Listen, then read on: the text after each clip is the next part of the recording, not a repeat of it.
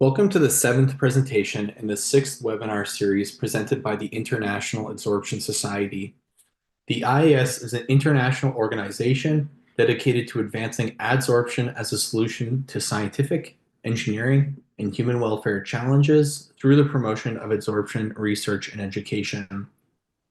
We thank everyone for attending the webinar today. The webinar series has been an immense success, and the recordings of previous webinars continue to be viewed on YouTube and Bilibili. This is the seventh webinar in our sixth series, which we will continue to have monthly throughout the year. We intend to continue with a variety of speakers from industry, academia, and other research institutes, as well as PhD students and early career researchers. Announcements regarding the sixth series will be distributed through the IAS mailing list, Twitter feed, and LinkedIn page. Today's webinar will be given by Dr. Stefano Brandani at the University of Edinburgh in Scotland. It is a part of our special IAS webinar series titled Diffusion in Nanoporous Materials, Guidelines for Measurement and Reporting, focusing on the recent IUPAC technical report, Diffusion in Nanoporous Materials with special consideration of the measurement of determining parameters. I'm Nicholas Wilkins at Svante Technologies Incorporated in Canada. Today's webinar will be moderated by Nicholas Carenti at Rutgers University in the United States. We are required to remind attendees and future viewers that the views expressed by the speaker, host, or other moderators are not necessarily those of the IAS or the institutions associated with those individuals. We ask that you consider joining the IAS as a regular member if you have not already. Our dues are minimal, only $20 per year, but support the publication of our flagship journal, Adsorption, contribute to travel grants, and workshop seed funding for IAS members and affiliated groups, as well as aid the organization of our triennial conference on the fundamentals of adsorption. Members also receive free access to IAS-supported materials, including our journal, as well as the adsorption database published by Springer Materials. Anyone can follow the IAS on Twitter at @intadsots for future updates regarding IAS events, webinars, and information about scientific meetings. We've also started an IAS LinkedIn group, which can be found by searching the International Adsorption Society. Please help us expand our YouTube channel by liking this video and subscribing. We'd like to remind the attendees of the 15th Fundamentals of Adsorption conference that is being held this year in Porto, Portugal, between May 18th and 23rd, about 1 month from today. Additional information can be found at the URL given on the slide. We look forward to seeing everyone there later this year. I'll now hand it off to Nicholas Carenti, who will moderate the YouTube Q&A. Thank you, Nicholas. It is my pleasure to welcome Dr. Stefano Brandani to today's webinar session. Stefano Brandani has been the chair of chemical engineering at the University of Edinburgh since 2007, having previously been a professor of chemical engineering at University College London. His main research interests are the fundamentals of adsorption and adsorption processes. He has over 200 publications addressing the simulation of adsorption processes and experimental measurement of adsorption equilibrium and kinetics for rapid ranking of novel adsorbents. Stefano is the recipient of the Philip Leverhulme Prize, a Royal Society Wolfson Research Merit Award, and the 2025 Underwood Medal from the Institution of Chemical Engineers, UK. He was a fellow of the International Adsorption Society, the Institution of Chemical Engineers, and the American Institute of Chemical Engineers. Between 2020 and 2023, he served as the editor-in-chief of Adsorption, the Journal of the International Adsorption Society, and is now an associate editor for industrial and engineering chemistry research in the Separations Group. With Matthias Thomas, he has established the Edinburgh Erlangen School of Adsorption. Stefano is a Cavaliere dell'Ordine della Stella d'Italia for services to scientific and technological research, a title conferred by the President of Italy, Giorgio Napolitano, on the 2nd of June in 2013. During the webinar, questions can be submitted to the speaker as comments on the YouTube live stream. Questions will be answered at the end of the presentation. With that, I welcome Dr. Stefano Brandani again and pass over presentation to that. Okay, let's see if this works. Can you see the screen? Yes. Okay, so thank you very much for organizing the webinar series and for inviting me to present as part of the effort for the divulgation of the results of the IUPAC task group on diffusion measurements in porous materials. And I will go through quite a lot of material, but I will try to avoid, where possible, too much overlap with the webinar that we gave, Enzo and I gave during the COVID lockdown on the general problem of macroscopic measurements of diffusion in nanoporous materials. And if you're interested in the topic, you should probably look at that first, and then follow it up with this, which will be more focused on the zero-length column technique.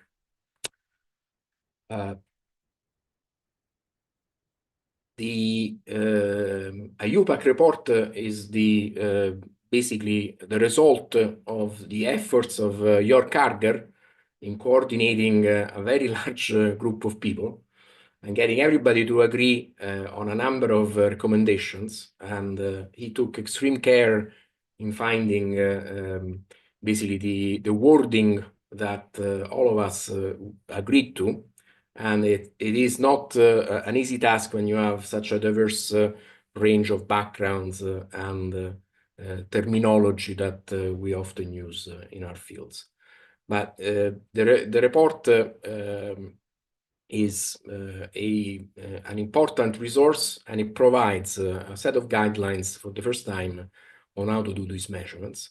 And it is based on the earlier collection that you can find on the journal Adsorption of 21 papers that deal in detail with the individual techniques and other aspects that are covered in the report.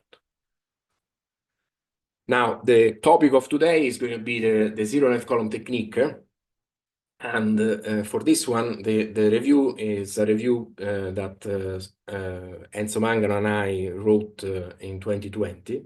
And it is useful to summarize briefly what you can find in the review paper, which is obviously a much extended version of what you can find in the IUPAC report.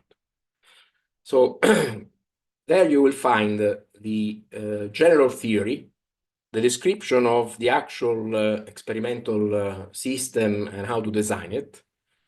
And there is a table with all of the papers, obviously up to 2020, that reported experimental data using the zero-length column technique. And because there have been so many papers, basically there is also a section on examples of what inadvertently can go wrong. And if you're thinking of setting up your own system, you should definitely read that section so that you learn and avoid common issues. And then here we will focus on the recommendations for kinetic measurements, but the review paper also covers the general equilibrium and kinetic approach. Okay, so I often get asked what is a zero-length column, and let's start with that. So when does a system become a ZLC? And how small is small enough? So the obvious answer to this is that it depends. But typically, a ZLC requires between 0.5 and 10 milligrams of sample. Obviously, this makes it a really nice technique, especially if you're trying to develop new materials and you synthesize relatively small batches of the material. The number between 0.5 and 10 depends on the strength of the adsorption.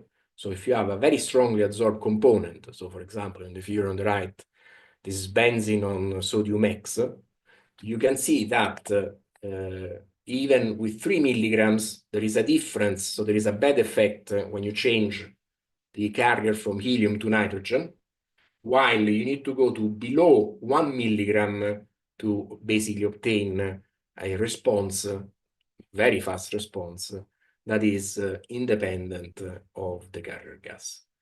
So obviously, whether experimentally this is a ZLC or not, you can do it by changing the sample mass.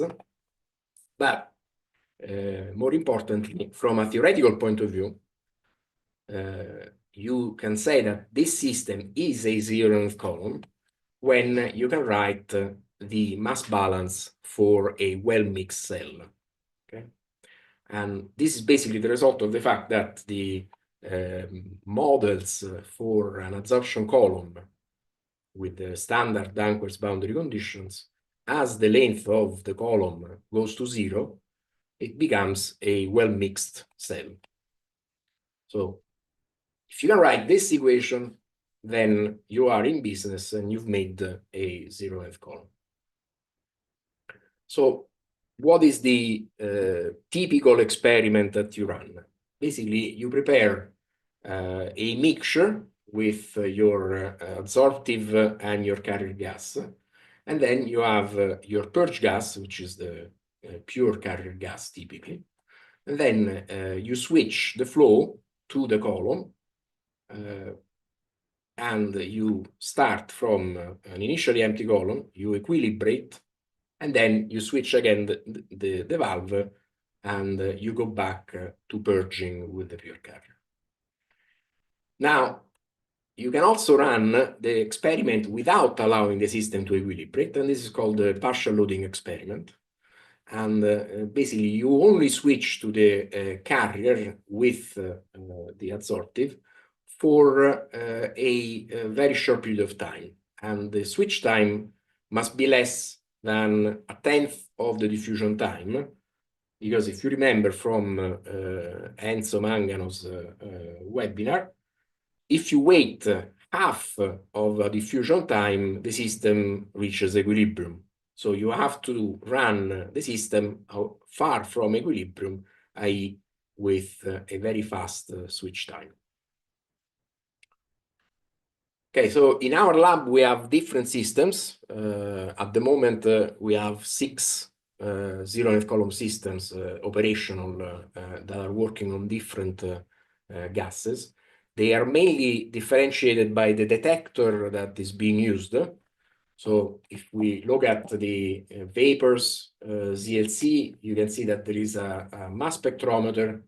There is also a humidity probe, and there is a pressure sensor because in the vapors ZLC, we do water measurements, and water measurements for equilibrium can last more than 24 hours.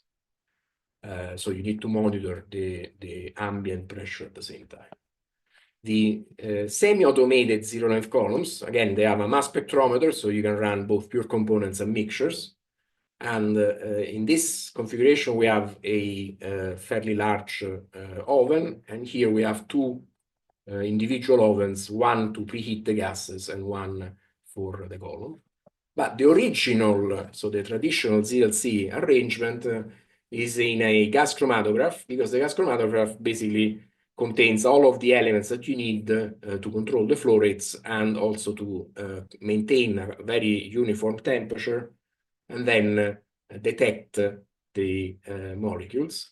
And the traditional ZLC uses a gas chromatograph with either or both a TCD, so a thermal conductivity detector for inorganic molecules, and a flame ionization detector for the organics.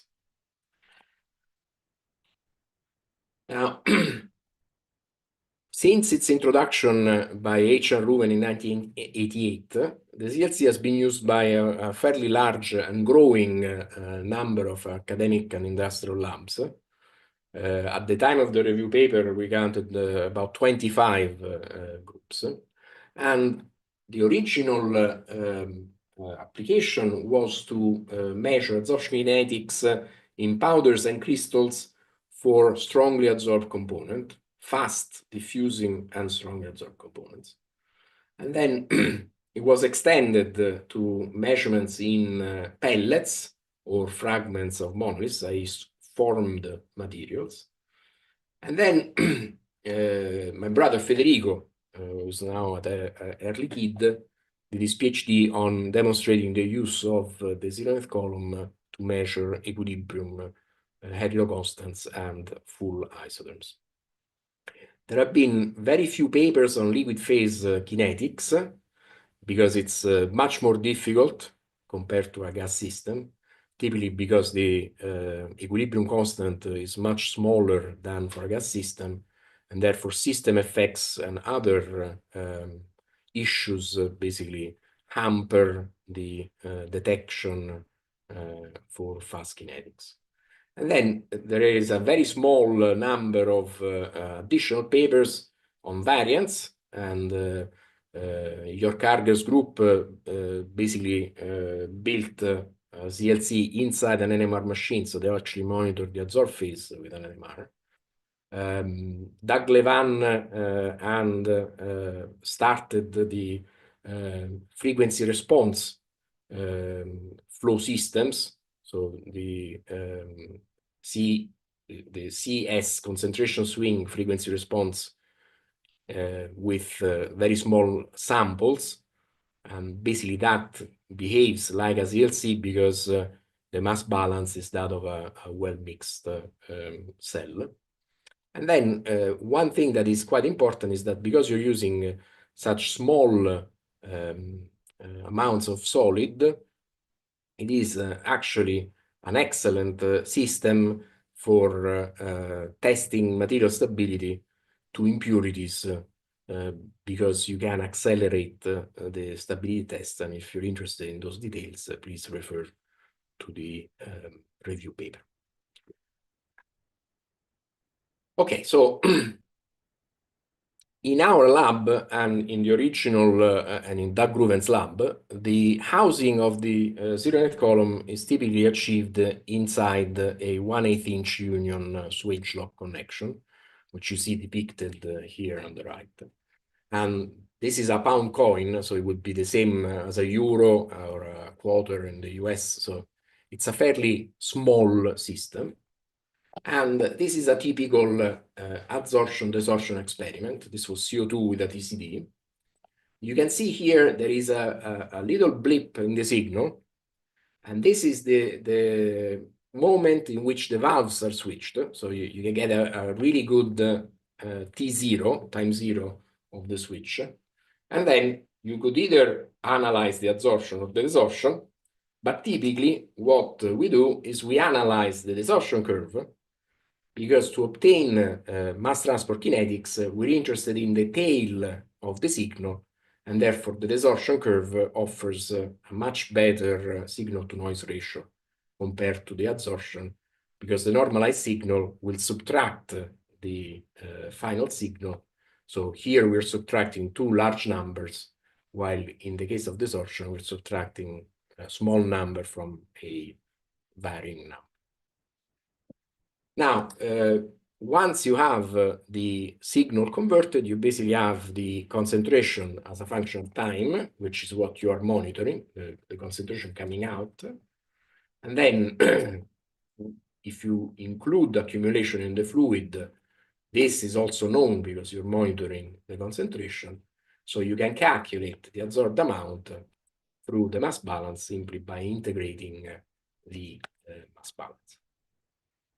And if you're doing equilibrium measurements, basically this is how you back out the adsorbed amount as a function of the gas phase concentration.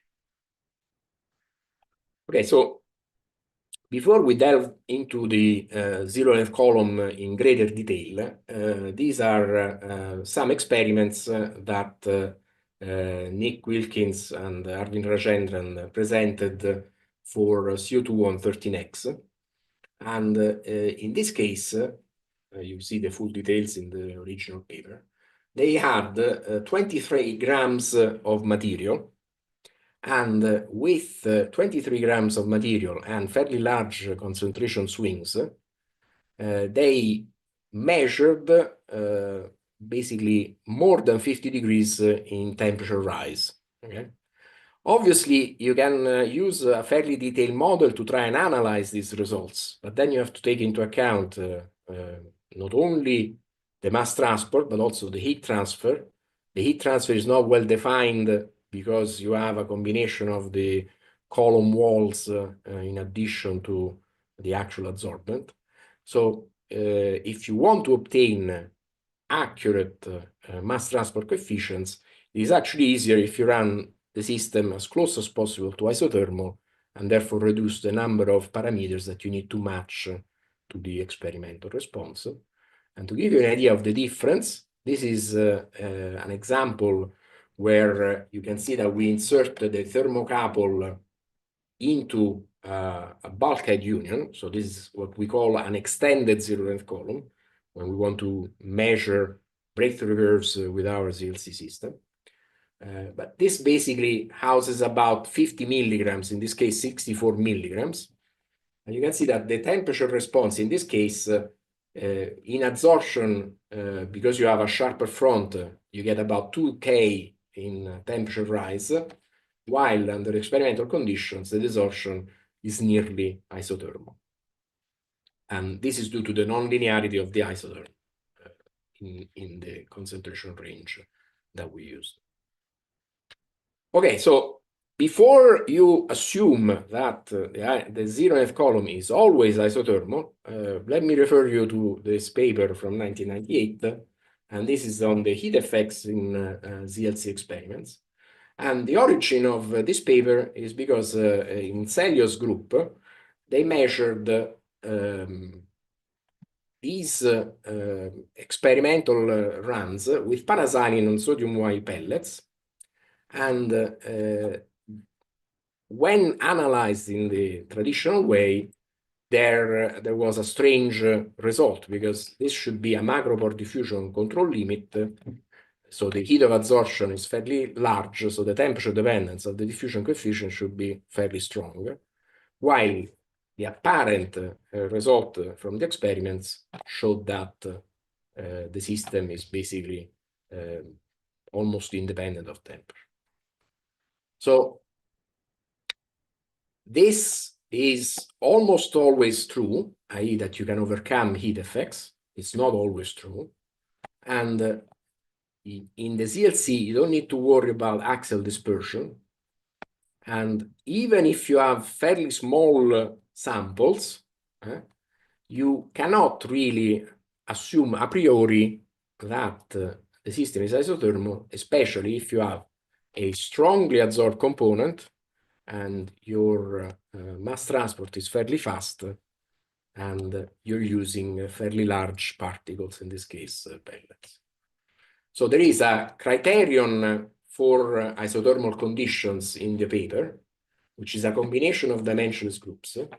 And if you remember the webinar that Enzo Mangano presented last week, basically we can define for non-isothermal conditions the Reuven number, and this criterion for isothermal conditions in terms of the Reuven number is simply 3 times the L parameter divided by the Reuven number, and this is what the L parameter is, so the ZLC dimensions group, and this is a key parameter in the understanding of how a zero-length column behaves. But basically, the larger the Reuven number, the closer to isothermal conditions we are, and in this case, basically, this group, 3L over Reuven, has to be less than 1. Now, this is calculated based on the worst-case scenario of a heat transfer coefficient to a stagnant fluid, i.e. an Husserl number of 2. So in reality, this basically tells you whether you have to worry about isothermal or non-isothermal conditions, and we'll come back to this towards the end of the talk. Okay, so if you look at the structure, there is a dependency on the square of the size, and this means that the criterion is usually met for powders, unless obviously they are very sticky powders that aggregate and they form effectively a larger bead. Now, from the seminar that Enzo Mangano gave last week, you may remember the fact that the Reuven number is strongly dependent on the concentration. And if we use the linear isotherm as our simple way to understand nonlinearity, basically the non-isothermal behavior increases as we increase pressure or concentration. So heat effects become worse as we go up in concentration. So since the 0th column is carried out at nearly zero concentration, basically this is also one of the reasons why the ZLC is in most cases isothermal. So what experimental checks do we need to carry out? We'll come back to this slide at several points because this is probably the most important slide of the talk. So as we will see, it's really important to change the carrier gas to confirm the mechanism of the mass transport. And if you look at the literature, when data are reported with incorrectly slow diffusivities or diffusion times, typically, if they had carried out experiments with different carrier gases, they would have seen the issue with the measurements. Okay, and this is typically the case when you have powders, crystals, even nanocrystals.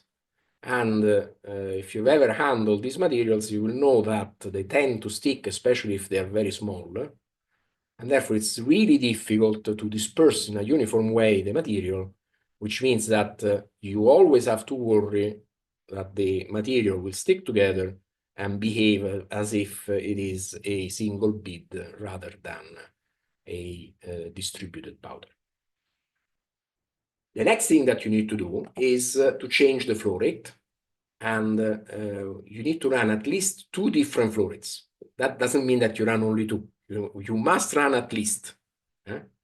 And they have to be in the kinetically controlled limit so that you know that your change in flow rate changes the response of the 0th column.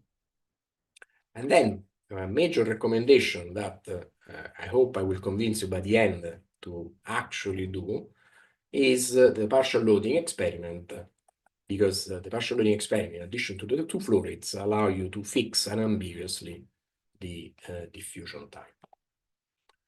Now, if you run experiments at different flow rates, you should plot the response of a ZLC against time and against the product of the flow rate and times, as this basically allows you to check for consistency, and we'll discuss what this means, and to see that you are in a kinetic limitation.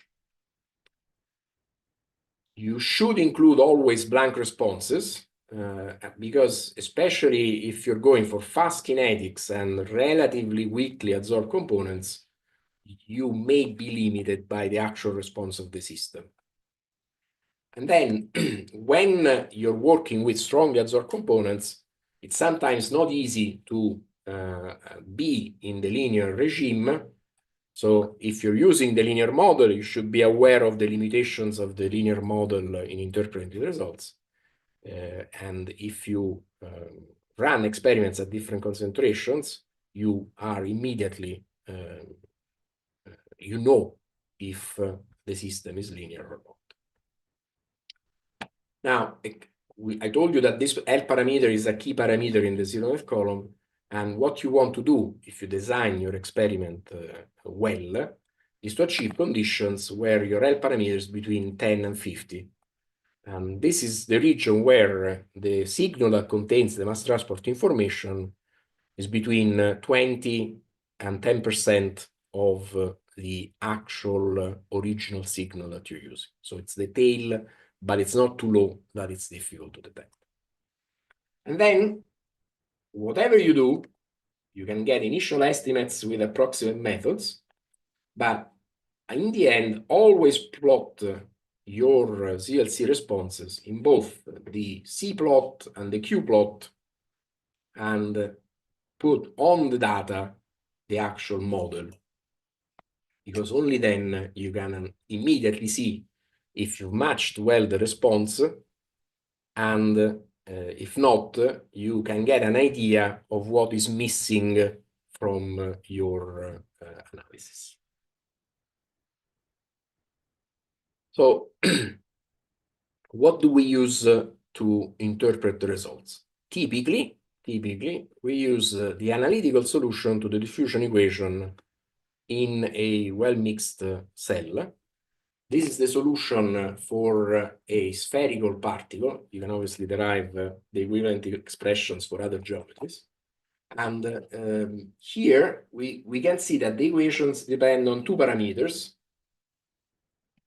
the relative accumulation between the fluid phase and the adsorbed phase, which for gas systems is typically very small. So sometimes people simply put 0 here, which is okay, but can lead to some confusion. So in our lab, we always put a small value of gamma. We never use the model with gamma exactly equals 0.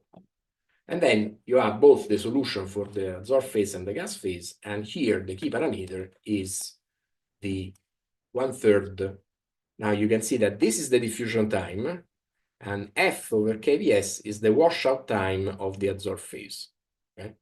If F over VF is the washout time of the fluid phase, so you can see that this is also 1/3 the ratio of the washout time of the fluid and the washout time of the adsorbed phase. Now, because these are sums of exponentials and the roots beta that come out of this equation, there is one root in each pi interval.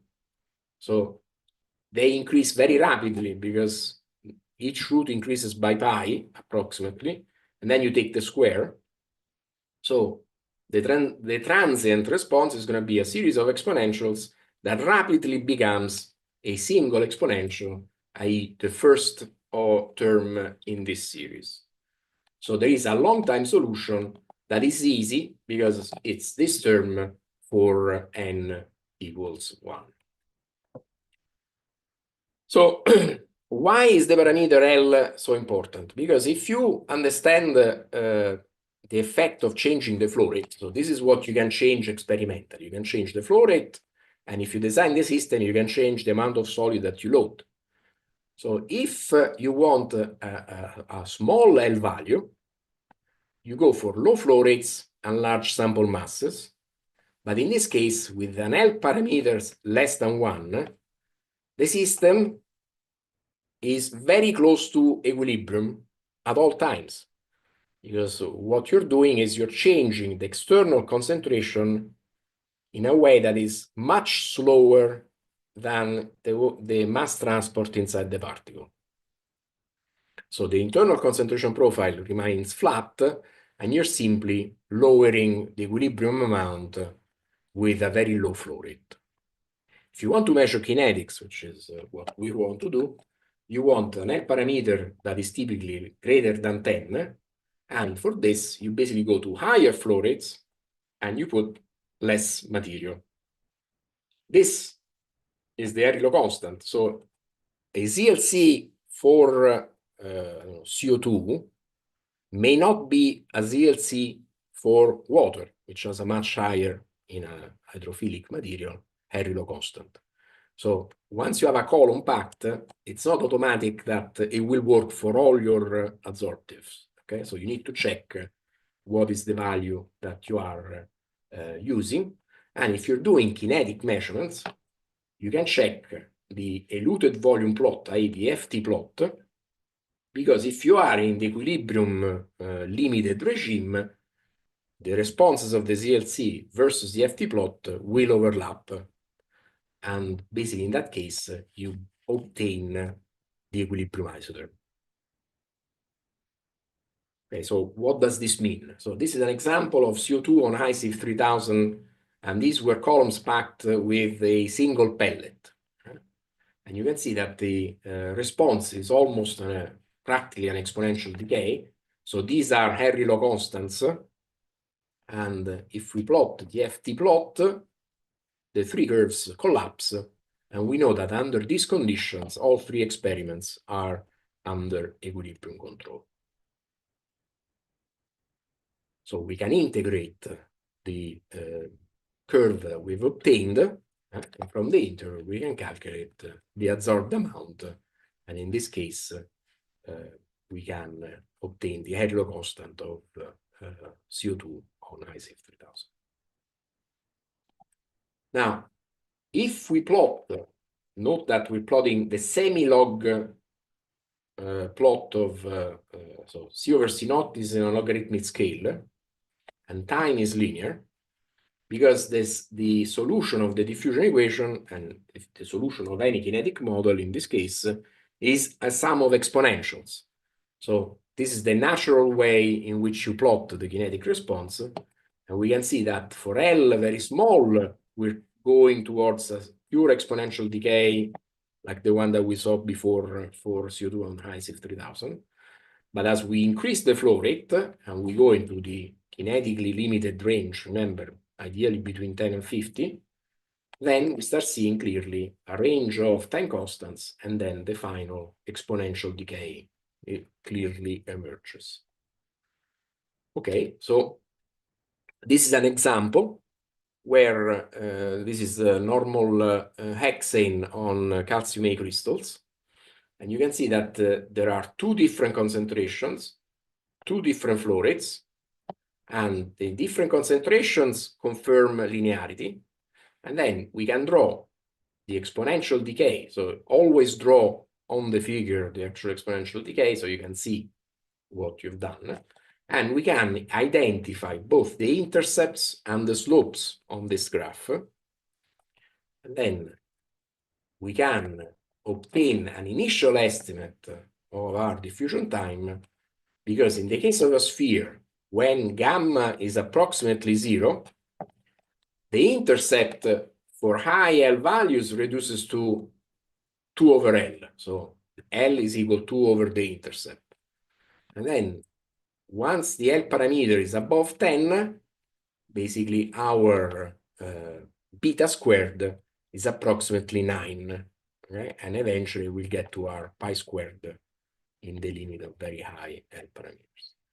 So you can estimate L simply taking the intercept and take 2 divided by the intercept. And then for the slope, as an initial estimate, you take 9 and you divide the slope by 9 and you get your original initial estimate of R squared over D or D over R squared. But then you should always match the entire curve with the full model, i.e. the full series, because that tells you a lot more. Okay, so one of the recommendations is that you should include the T-plot, and this is the FT plot.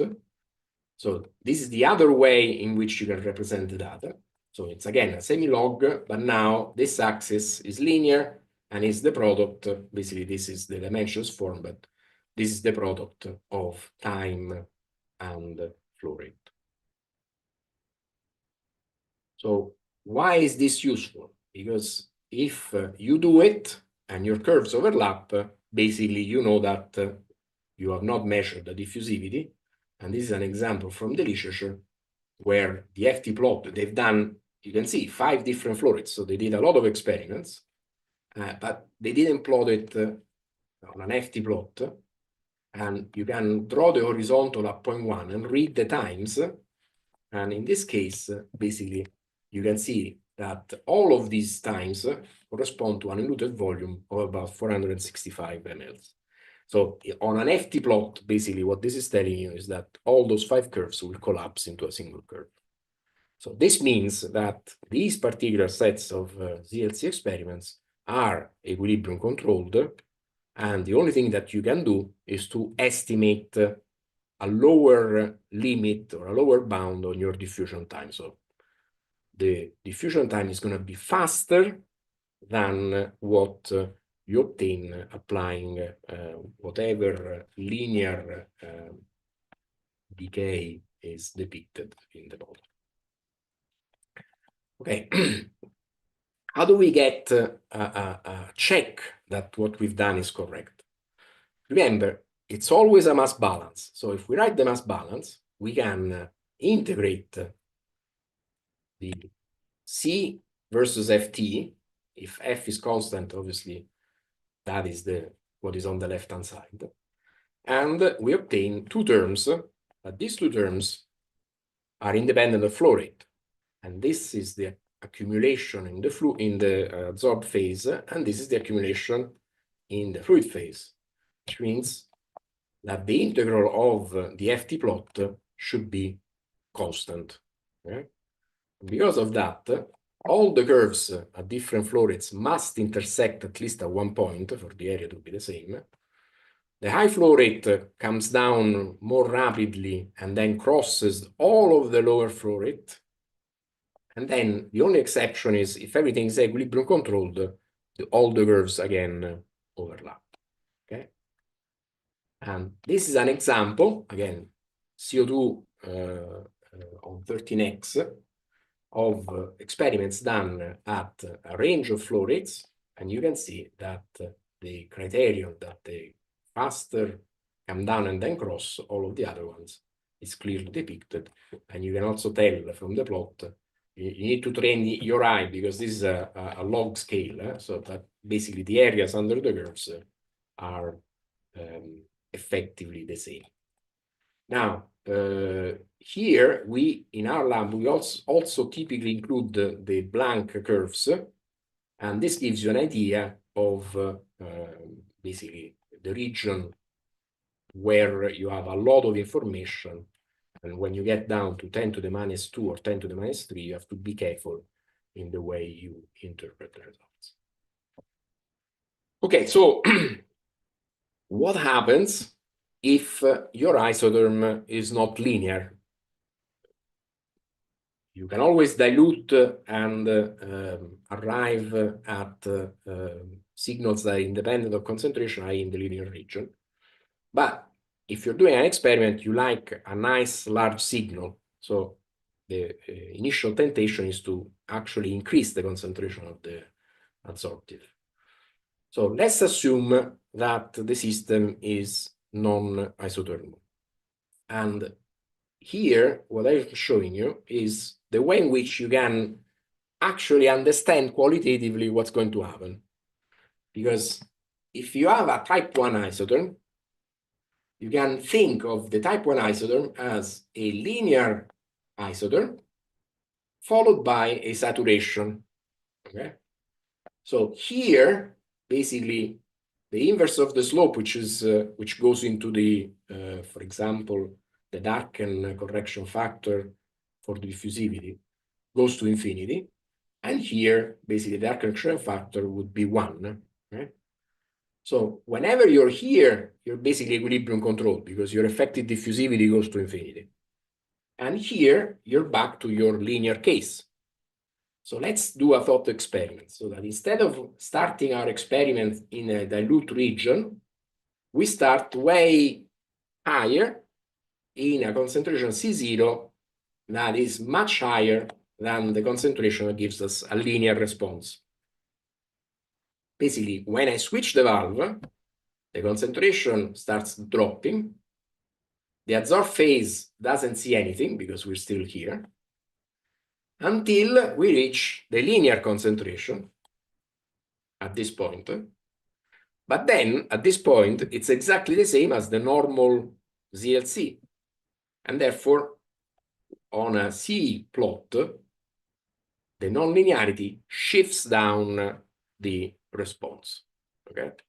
So it is a fairly simple effect to understand, and the solution shifts down, but you need to run different flow rates so that you're not at equilibrium, and you need to check for linearity so that you know that the system is operating under nonlinear conditions.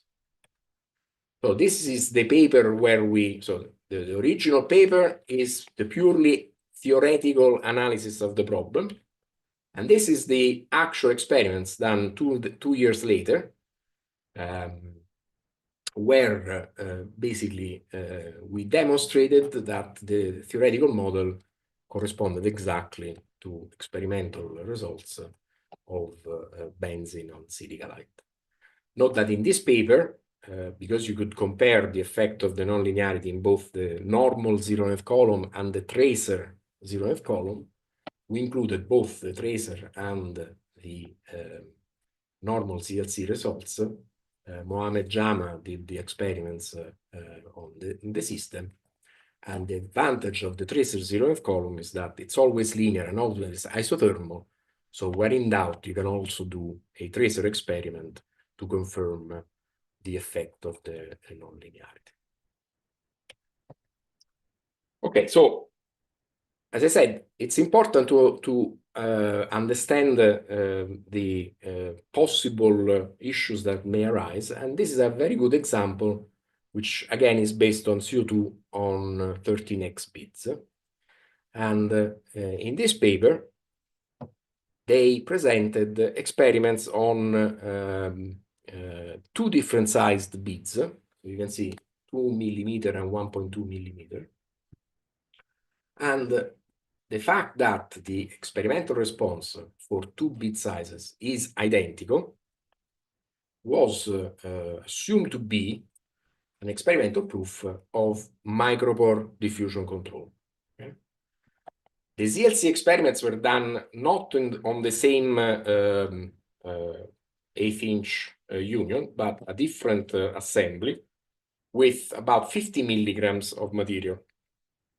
But anyway, these are responses. You can see that there is an initial exponential followed by a secondary exponential. And if you apply the linear long time behavior, you can get a slope, an apparent diffusion time. Now, why is the fact of whether 13x, CO2 on 13x is micropore or macropore diffusion control important? First of all, because 13x is a benchmark material for CO2 separation. You have a lot of data sets in the literature, so you can always compare your results against 13x. But when you go and look at the literature of the mass transport, some people say that it's micropore, others say that it's macropore diffusion controlled. And this is important because if the system is micropore diffusion controlled, when you build your PSA, you're going to put large pellets because you minimize the pressure drop because the mass transport is independent of the pellet size. But if it is macropore diffusion controlled, then you need to find an optimal size of the pellets. And in this case, you have to balance the pressure drop versus the kinetics. Okay, so what is 13x? 13x is faucesite, so it has a fairly large opening of 7.4 angstroms. And if you study diffusion in zeolites, you will know, and the same thing applies to carbon molecular sieves, you need to be below 4 angstroms in the pore opening in order to be micropore diffusion controlled. So CO2 in 13x is macropore diffusion limited at all in all commercial beads because the crystals are typically 1 micron or even less. Anyway, so what is this? This is basically the overlap of the two sizes because this system is equilibrium controlled. And if you actually go back, so we went to the lab, packed our own column. So in our case, I think we used 15 milligrams and then changed the flow rates so that we had exactly the same L parameters. We obtain these responses for two flow rates.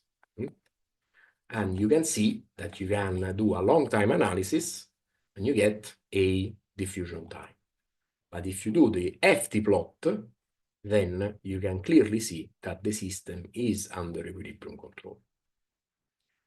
So FT plot avoids this problem, but you need to understand the FT plot, because later, so in the original paper, the FT plot was not included, but in a later paper, the FT plot that you can see here now of the original dataset was presented, and you can see this is 30 milliliters per minute, and this is 60 millimeters per minute.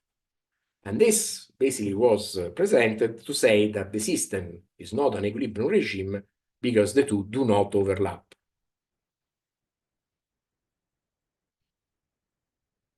Remember the consistency check. All curves must intersect at least in one point. The high flow rate has to decrease more rapidly and cross the lower flow rate. So if you now look at these curves, you should see immediately that the high flow rate is above, always above the lower flow rate. It doesn't come down and cross. And the areas are significantly different. So the area under curve of this one is higher than this one. So this one has a higher capacity compared to the other. So there is something inconsistent in this data set. And if you're still not convinced regarding 13x and beads whether CO2 is macro or micro, then you should do the key experiment, which is to change the carrier gas. And this clearly shows that the change in carrier gas is in the correct ratio of the effective diffusivities. That is a combination. It's primarily molecular diffusion effect, which would give a ratio of 2.3, but there is also a little bit of Knudsen contribution in these particular bits. Okay, so I think that I hopefully convinced you that you always have to run the different carrier gases, and then different flow rates, and then the partial loading. And the fact of the different carrier gases is in the last sentence of the conclusions of the original H. and Ruven paper from 1988. So the required experimental checks, i.e. varying the nature of the purge gas, are simple and straightforward.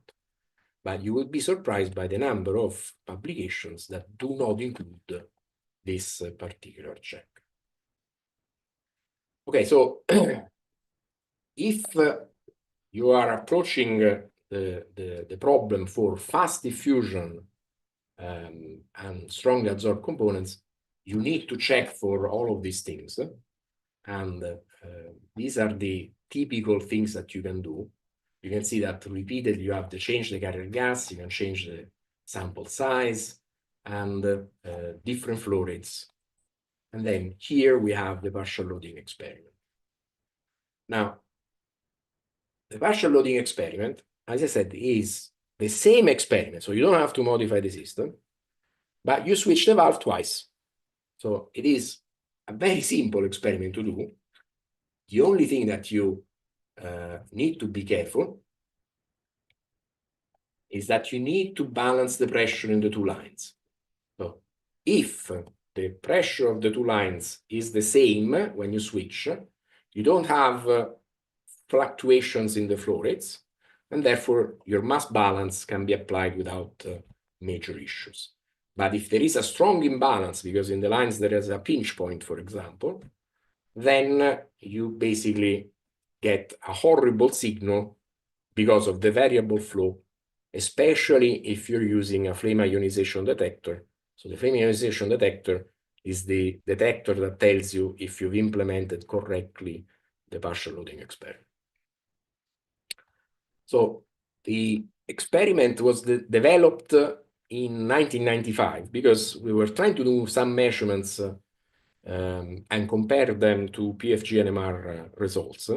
And because we were getting results that were about 20 times to 50 times slower than the PFG NMR results, we wanted to be sure that we didn't have surface barriers on our crystals. And that's where basically the understanding and the theory behind the partial loading experiment was developed. Now, even though it's been around for 30 years, there are very few groups that actually perform the partial loading experiment, and this is why I'm emphasizing it in this talk, because I hope that more people will see the importance of the partial loading experiment. Now, what is happening when you don't let the system equilibrate? So if you have diffusion control and you're doing the equilibration, the concentration is going up and eventually it flattens when we reach equilibrium. So if we start the experiment from the fully equilibrated, we start from a flat internal concentration profile. This is a surface barrier system, so the concentration is always flat, so the concentration simply comes up. And you can see that if we fully equilibrate, we start both experiments from the same internal concentration profile. If we don't allow the system to equilibrate, but we basically start and then desorb, basically we generate double-shaped profiles inside the solid. And you can see that the initial concentration profile is very different from that of the LDF.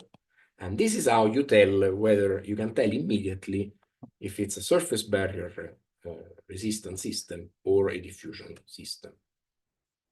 But the other important thing about the partial loading is that you're introducing a time constant. And this time constant then has to match the real time constant of the system. And these are really nice experiments that Enzo Mangano carried out as part of his PhD on CO2 in raw zeolite. This is a very slow system, so you can observe at different time scales the response. You can see the lines are the full model for 2 flow rates, but our observation time is initially only 200 seconds. Now we observe a little longer, so we get to 1000 seconds. And again, we match beautifully, but now the coefficients are different. Now we do 2000 seconds, and we get another diffusion coefficient. Finally, we do 4000 seconds, and we get another diffusion coefficient. So here we varied an order of magnitude the diffusion coefficient. And if you're looking at the curves, you could say that this is the worst match to the actual data, because you can see that there is a clear deviation at the shorter times. But if we do a partial loading experiment, which is the one depicted here, you can see that the only diffusion time that actually matches both the fully equilibrated and the partial loading is the final one. Okay? And if we put the original one, the one for only 200 seconds, we predict a completely wrong partial loading experiment. The partial loading experiment allows, because of the different starting condition, to distinguish between pure surface barrier and pure diffusion. But if you plot the adsorb phase, okay, so if you do the Q plot, the pure surface barrier doesn't change because you always start from the same condition, while the diffusion changes. Right? And obviously, if you try matching the actual experiments with the pure surface barrier and the pure diffusion, and you cannot match them, then you can obtain the combined surface barrier and diffusion coefficients. Okay, so the C plot tells you the fact that it can be either a diffusion or a surface barrier. The Q plot basically tells you immediately, simply looking at the curves, if it is a surface barrier or a diffusion process, or to say more accurately, a process with internal resistance. Okay, so how do you get the Q plot? You apply the mass balance, you integrate over the entire time, and you integrate up to a certain time, and you get basically your Q over Q0. And the integration removes the random noise in the signal. So you get an actual response that is actually sometimes easier and cleaner than the original C-plot. Okay, if you have a pure surface barrier, they will overlap, and if there is no overlap, typically there is an internal process, and it can be a combined, but you first start with a pure diffusion model and then extend to the combined model. Now, if you looked at those curves, the initial part, there was a deviation. And this deviation is because this experimental condition is slightly nonlinear. And in the partial loading experiment, because you reach a lower concentration, the partial loading is actually linear. So you get an excellent match with the model. And that tells you that, so you can detect nonlinearity also from the partial loading experiment. And that tells you that you can add a nonlinearity through a linear isotherm and then get an excellent match of both the fully equilibrated and the partially equilibrated. Quickly on weakly adsorbed components, this is an example of nitrogen on 4A. You can see that you cannot get a kinetic constant from a traditional experiment because now you're too close to the blank. And for weakly adsorbed components, you have the other problem that you need to use different carrier gases. And typically what you would use is helium and hydrogen.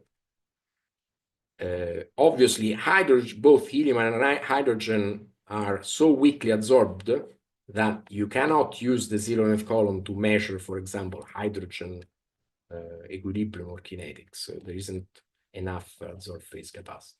But they cannot both be used as carriers. And if it is weakly adsorbed, you need to take into account the blank correction. And the blank correction basically that we adopt is a full model of our system.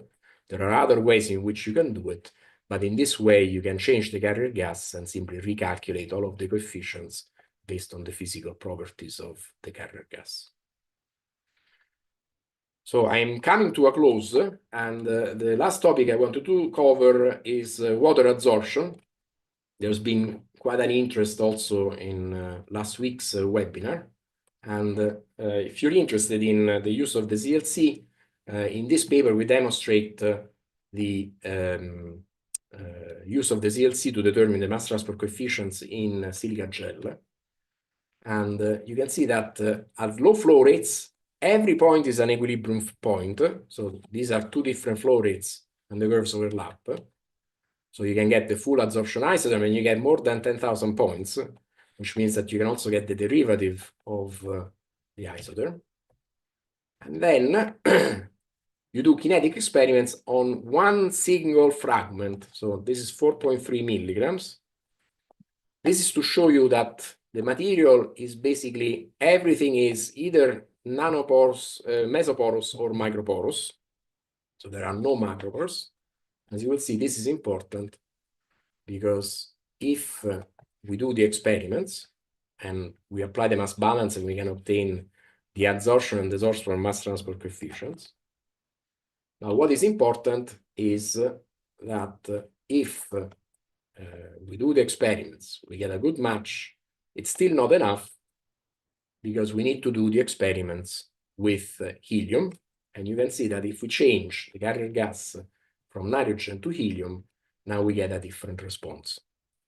Now, a little bit of context. These experiments were done in between lockdowns, and at that time, we had a serious, severe problem in the availability of helium. So we had to limit as much as possible the helium consumption, which meant that the helium experiment was done last.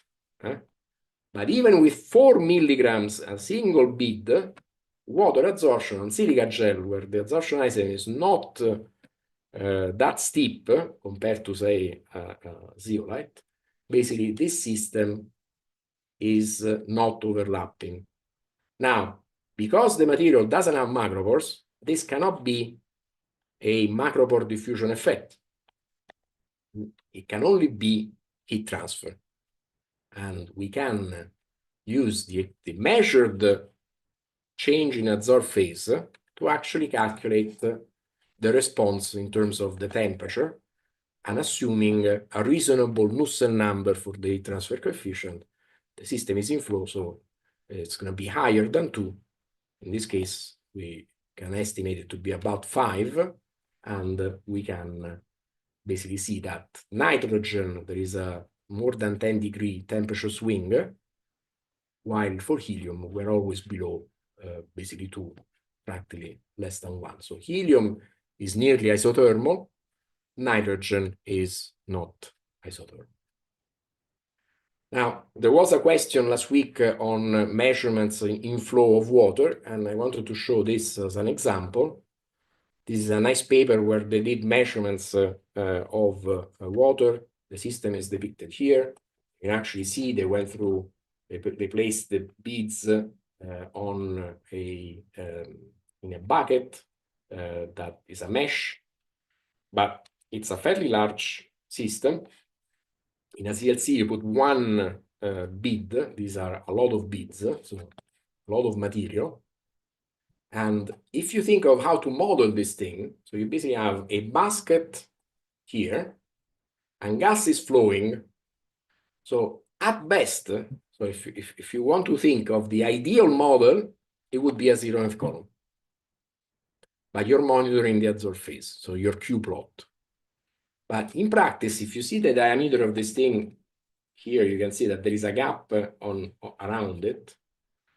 You can probably understand that there will be also a bypass. So it's not exactly a ZLC, but probably more a ZLC with a bypass. Now, why is this important?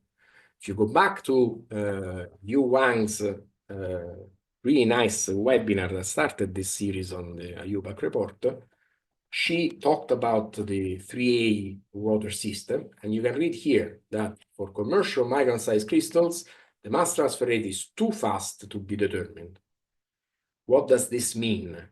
This means that this system is macropore diffusion controlled. And if you see their interpretation of the kinetic response on the balance, this is a pure LDF, which means a pure exponential. Because it's a pure exponential, it is not a diffusion. Cannot be a bad effect because the bad effect would be a diffusion. And it cannot be a heat effect because these are 100 hours. So in this case, this system is actually an equilibrium control system where the limitation comes from the flow rate to the system. So we're not feeding the water fast enough to measure kinetics. Note, you get a kinetic response. You get an LDF constant, but this has nothing to do with the actual mass transfer coefficient. So be careful and try to use the concepts from understanding a CLC to understanding a inflow balance system. So you've already seen this. I hope I have convinced you that these are the things that you should do if you want to produce a reliable set of data. And the final thing is plot the full model. Don't rely on the initial approximations, but actually do the two flow rates plus the partial loading, and then put the diffusion model or whatever mass transfer model describes your system against the data, and plot also the Q plot. All of these curves are calculated with a single value of the diffusion coefficient and a single value of the L parameter, because at the other flow rate, we can calculate the ratio of the flow rates and calculate the corresponding L parameter. So these three curves are only 2 parameters. And I will leave you with these recommendations on the screen.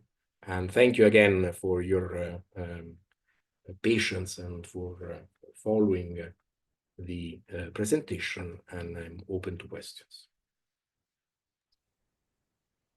Thank you, Dr. Brandani.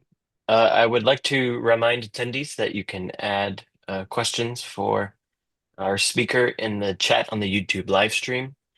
We do have a couple of questions. The first says, how do the geometries of the micro and macropore structure change the ZLC or uptake equations? For example, the change from a spherical particle or flat plane particle. So you can solve the diffusion equation for the specific geometry that you are using. There are differences in the actual response, so you can tell whether the system is planar or spherical. And there is a nice paper with Celio Cavalcante, who was trying to differentiate between one-dimensional and three-dimensional model. And we showed experimentally how you can check that. So the paper that I mentioned, this one with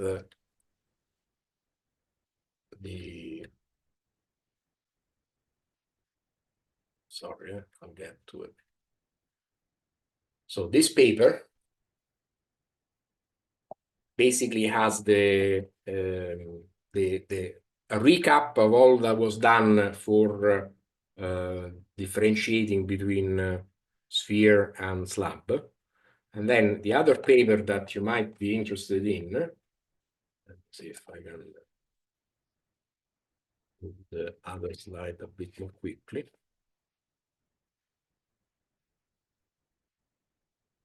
The other paper that you might be interested in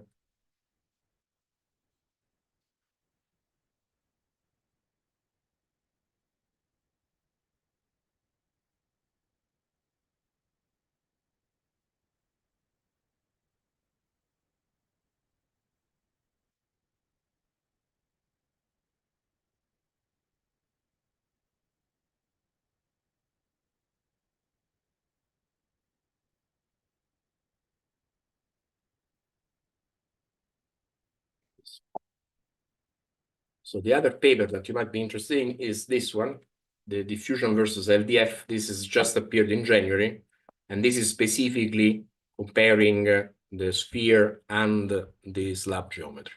So the equations are different, so you should use the correct one for your system. In general, so actually, let me go down to the, sorry if I'm jumping, but it's easier if I show you. So this is a spherical model, even though the particles are unextruded. So the actual shape of the particle here is a cylinder. But if you use the Harris approximation that the cylinder response is the same as the response of a sphere with the same surface to volume ratio, sphere and cylinder are basically the same. But the slab, so the planar geometry, gives differences that can be appreciable. So if you know that it's a slab, you should use the slab model. Hope that that answers the question. Yeah, excellent. Thank you. We have two questions in the YouTube chat from James Sawada. The first one says, does the mass balance for ZLC adsorption and desorption typically close? Yes. Okay. It should close. And then the second is, if it doesn't close, probably you must check your system response, so your detector. You need to make sure that, I mean, probably Nick Wilkins would be someone who can tell you the pain of calibrating detectors when you do large concentration swings. So if you do small concentration swings, then you don't need to calibrate because the system will respond linearly. If you do very large concentration swings and your response of the detector is affected by the size of the swing, then you need to calibrate, and that might be why the adsorption doesn't close. The other thing that you need to be careful with is a mass spectrometer. The mass spectrometer has a turbomolecular pump, so if you do a large concentration change and the density of the gas that you're feeding to the mass spectrometer changes significantly, then the actual pressure inside the mass spectrometer will change. So you really need to understand the dynamics of your detector. But in general, they should close unless you have a very strongly adsorbed component, and basically you have a bit of chemisorption. So what you get is the physisorbed amount coming off immediately, and then whatever is very strongly adsorbed staying in the material. But in most cases, for CO2, you typically get what you put in that comes out, typically. Great, thank you. The second question from James says, why are the ZLC plots not plotted until they reach zero signal? When they reach zero concentration, the profile should stop trending downward, shouldn't they? So if you baseline correctly the signal at zero, it goes to minus infinity. So you cannot plot it up to minus infinity. If you read the review paper, we deliberately over baseline and under baseline the signal. So if you under baseline, so the actual signal is above the zero, and this is typically what a new student does. And I will tell you why. But if it is under baseline, then the signal is going to be the initial series of time constants, your full long time response, and then it's going to tail off and become constant. And typically that happens when the person doing it for the first time doesn't like the message that typically Excel says, that it doesn't like a negative number in a logarithmic expression. So then you under baseline to avoid that, but then the signal is under baseline. If you over baseline, so if you put a zero that is above the true zero, then you reach zero too quickly. So your response is going to be coming down, linear, and then it's going to tail off and go down. You have to be careful with that, because it could be that it is a double curvature, but you see a double curvature when you have strong heat effects. So I suspect that, for example, the data set of the orthoxylene on the sodium Y material was baseline to avoid the secondary inflection. And you can also see that shape if you have, for example, reactions, so that the system is not a typical ZLC system. So it's not a pure physisorption mass transport model, but you have reactions. So then you see interesting shapes. But if you baseline correctly, you basically would see the sort of shapes that you can see in the slide here.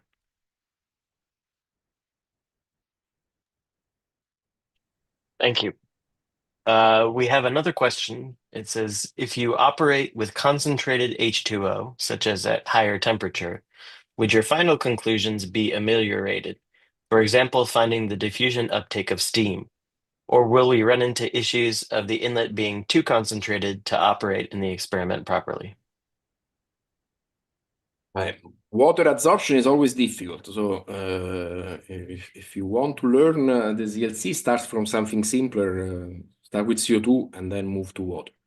The experimental system, when you have water, you need to be really careful, because if you're going to high concentrations of water, you can have cold spots anywhere. So you need to make sure that the system is hot everywhere. Because if you get a cold spot, basically, then you're not sure what is happening. So on our system, we always have every line that goes near the water heated. And then we have the humidity probe in line above the 0th column, so we get the actual ultimate amount from the humidity probe.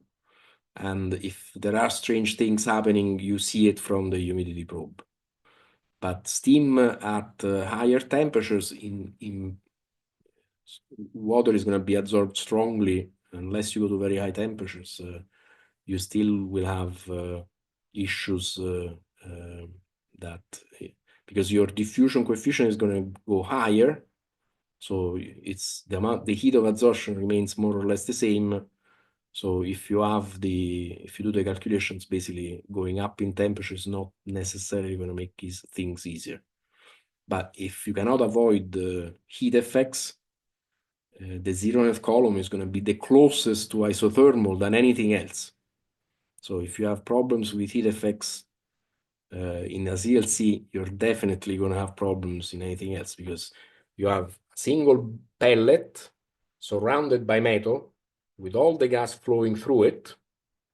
So there is no possibility of bypass. And if that is non-isothermal, anything else is going to be non-isothermal. So in that case, then you have to use a non-isothermal model and try to see if you can back out both the heat transfer and the mass transport coefficients.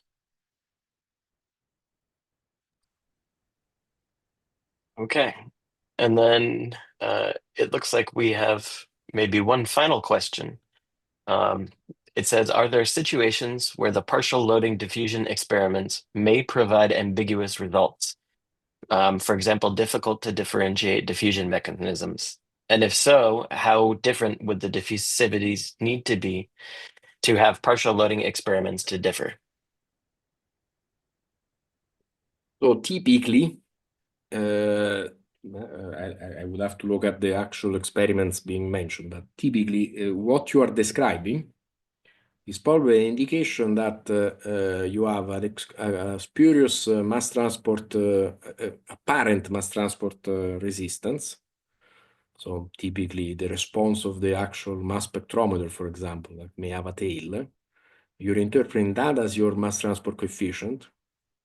And then your partial loading experiments are completely different from what you can predict.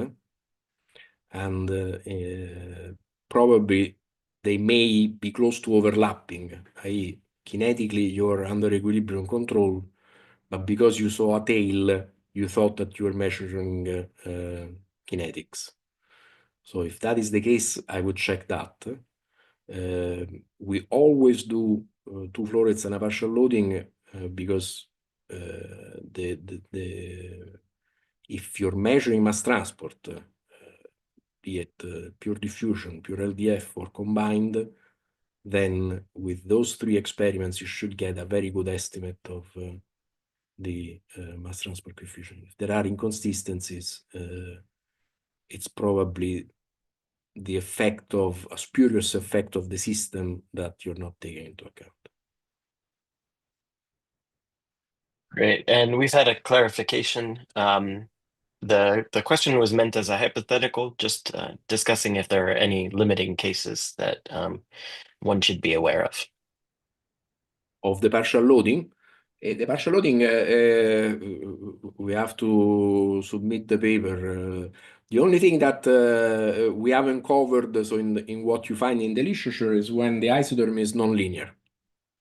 So for strongly nonlinear isotherms, then the partial loading is even more useful, because it basically can have an unexpected behavior if you're looking at the problem from the linear model solution. But if it is nonlinear, then there are certain cases. But if you go high enough in flow rate, then, so if you're not close to equilibrium limitations, then it will behave in the normal way, i.e. that the partial loading also drops down. The extent by which it drops down will change, because now the diffusivity is concentration dependent. So there is the linear model may not agree exactly with the data, but the qualitative trend is going to be similar, provided that you're well into kinetic control regimes.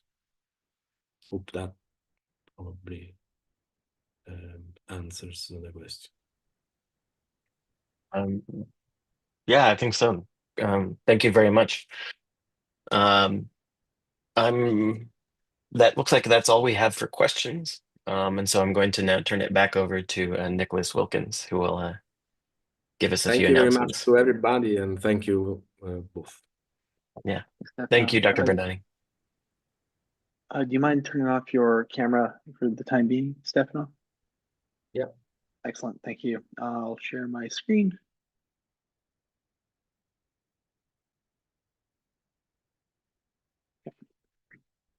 Thank you, Dr. Stefano Brandani, for your presentation, the zero-length column technique for the measurement of diffusion and porous materials. For our special IAS webinar series, Diffusion and Nanoporous Materials, Guidelines for Measurement and Reporting, focusing on the recent IUPAC report titled Diffusion and Nanoporous Materials, with special consideration of the measurement of determining parameters. We thank all of our attendees for joining this webinar and hope that it was both educational and enjoyable. An edited version of this webinar will be posted on the IAS YouTube channel and Bilibili. The hope is that the work discussed here today will be a useful resource for the adsorption science community in the future. The next confirmed IAS webinar will be given by Dr. Rustam Valiulin on the 4th of June at 1400 UTC. Announcements regarding the next webinar and other IAS online events will be posted on our Twitter feed, LinkedIn page, and through the IAS mailing list. With that, we thank you for joining us. We hope that you'll join us again soon.